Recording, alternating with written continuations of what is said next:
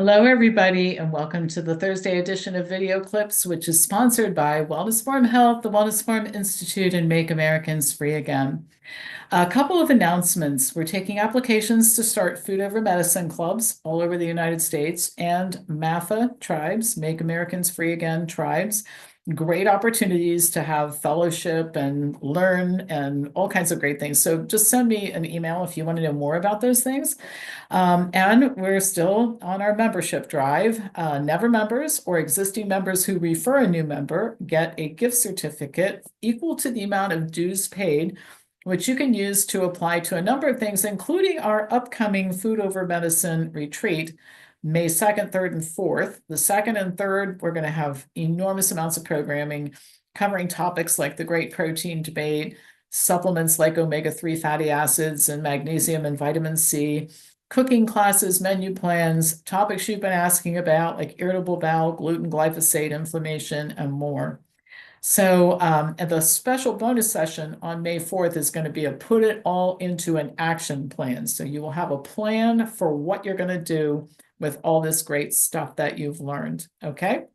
So if you want information on that, send me an email at pampopper@msn.com. And of course, our calendar is always posted on wellnessforumhealth.com, and you can see what's coming up there as well.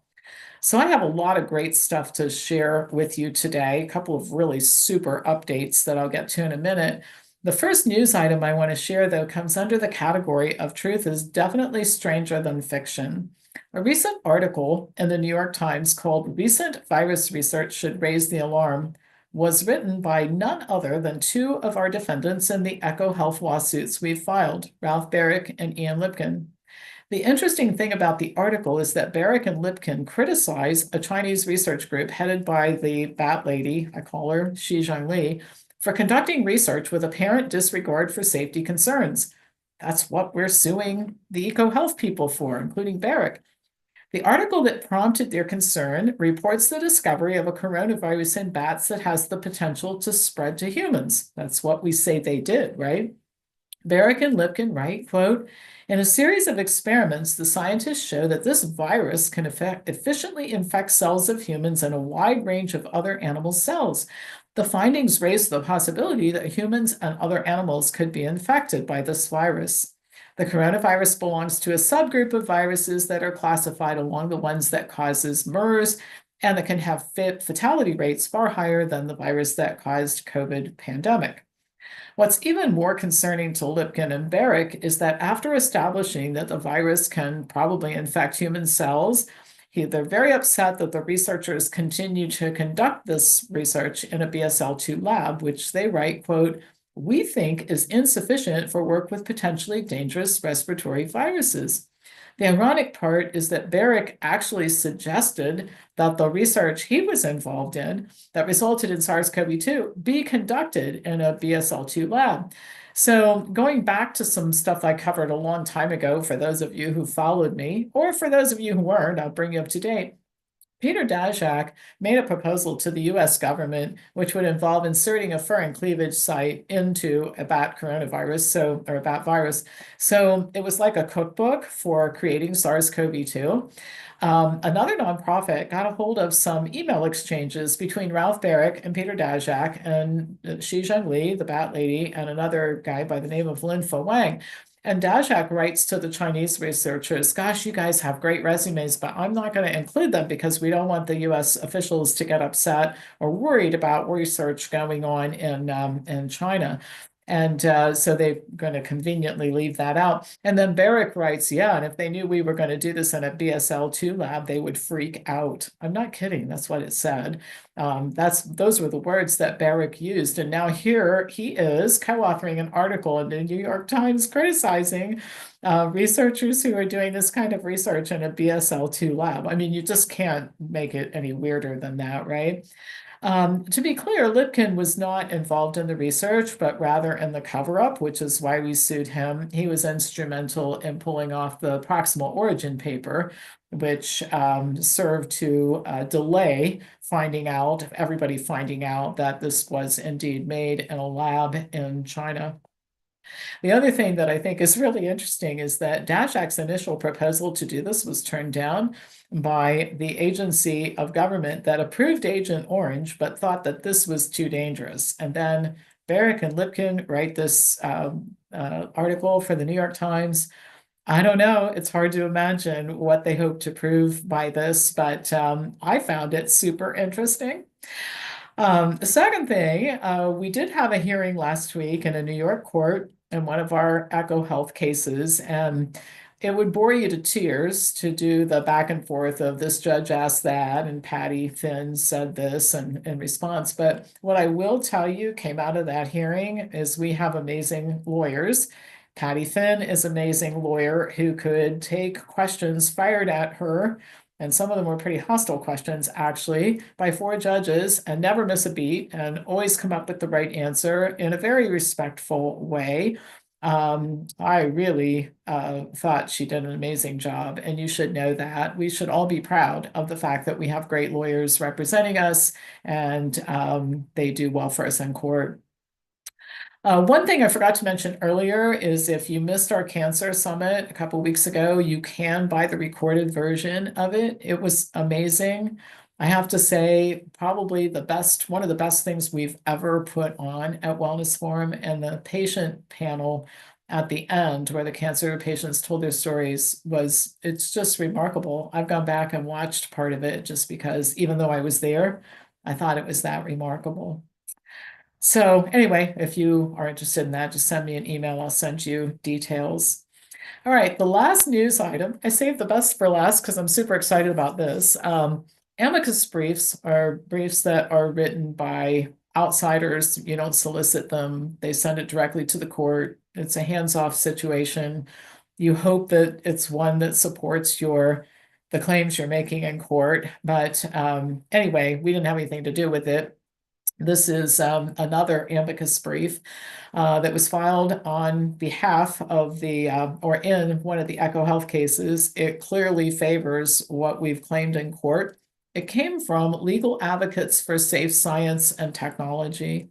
The authors are Mark Lipsitch, a professor of epidemiology at Harvard University's Chan School of Public Health, and Philippa Lentsos at King's College in London, where she works in the Department of Global Health and Social Medicine. Dr. Lentsos also chairs the World Health Organization's Technical Advisory Group on the responsible use of life sciences and dual-use research, and is a member of the WHO Health Security Interface. Now remember, we had nothing to do with this. We just got notified that it had been filed in the court in the case, one of our Echo Health cases. Now, I'm not going to read it to you. I mean, it would be great to read it to you because it's full of great stuff, but I'm just going to pick a couple of excerpts to give you an idea of the flavor of this. Quote, there are cases where scientific research undertaken with the best intentions entails risks that outweigh its potential benefits, especially when the research is conducted on pathogens capable of causing pandemics. The authors are concerned, they write that they're concerned that cases like this one, our case about the origins of COVID-19 pandemic, could lead to the development of case law that fails to disincentivize even irresponsibly dangerous research where the risks clearly outweigh any potential benefits, research that should be subject to the strict liability standard for abnormally dangerous activities established by the New York Court of Appeals. This is the exact claim that we're making, that, forget about Daszak's intentions. I have my own ideas about that. Whether he intended to do this or not, whether Barrick intended for it to happen or not, it happened. It's abnormally dangerous research. And I'll get back to the strict liability part of this in just a second. But clearly, and they also say that essentially that we need to disincentivize this type of behavior. That's one of the claims I made from the very beginning, is if we don't do this, this will happen again and again and again. And going back to what I said in the beginning, Mr. Barrick and Mr. Lipkin are writing about dangerous research going on in the same place SARS-CoV-2 happened, right? Okay, so they go on and say, this is one of the first cases in the country addressing allegations that research on pathogens harmed members of the public, and it may have an outsized impact on future development of this and related areas of law. I said from the beginning, we were the first to make the claim. We are the first to go after these people. We remain the only people going after these people. First of all, to disincentivize the behavior. And second of all, because we want to set forth in case law the way that this kind of thing should be managed. They write on, although there are many oversight bodies and regulations governing publicly funded research, privately funded research remains largely unregulated. Courts, therefore, have an important role to play in providing guardrails on scientific research. That's exactly what we're asking the court to do. They write on, laboratory accidents during scientific research on pathogens are more common than the court might expect. And they go into detail about how many thousands of people have gotten sick, and 300 laboratory acquired infections and 8 deaths reported just since the year 2000. So that leads them to write, the accidental release of a pandemic potential pathogen can cause extreme and widespread harm. Wouldn't you say that's what happened with COVID? With potential negative consequences of that magnitude, even a relatively low probability of an accidental release presents a significant risk against which potential benefits must be weighed. The authors confirm our claims that strict liability should apply to, quote, abnormally dangerous researches, which is what they say went on. Now, strict liability is an important term that you may not be familiar with. It exists when a defendant is liable for committing an action, regardless of their intent or mental state when committing the action. Why this is important in the EcoHealth cases is that Daszak and his friends say that they were trying to help the world. I don't believe that, but what I believe doesn't matter. And what they were trying to do doesn't matter. What happened is what matters. This thing escaped and infected millions of people. It killed a lot of people. It resulted in the shutdown of businesses and schools. I mean, it was just so catastrophic. And I think probably when I leave the planet in a few decades, there will still be cleaning up of the mess that got created because of what they did. So supporting our strict liability claim, look, it doesn't matter what they thought they were doing. This is what happened, is a super important part of this. They also state there is no way to safely conduct gain-of-function research in a BSL-2 laboratory. That's what's going on in China, and our government helped to finance it, and Mr. Daszak delivered the money that he got from the government for this. The authors write that it's very likely that the harm that results from it will be great, potentially a global pandemic causing the deaths of many people around the world. And they think it would be impossible to eliminate the risk if this kind of thing keeps going on the way that it has been going on. So, and they also say that, the dangers of conducting research on novel live SARS-like coronaviruses would outweigh any potential value to the community. So again, the beautiful thing about this is not a witness that we paid. It's not an attorney making the claim. These are public health experts, one of whom is associated with the World Health Organization, who completely unsolicited with no input from us, sent a very beautiful, supportive amicus brief on our behalf. And this is one of those things where my dad used to say all the time, the harder you work, the luckier you get. Well, I've been working really hard on this, and so have a lot of people. And we are getting a few lucky breaks. This is one of them.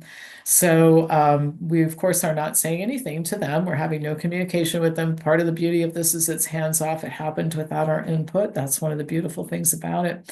So today is a day for MAFA members to feel super proud about our attorneys, about the work that we do, the cases we've filed, that more and more people are lining up to support the claims that we've made.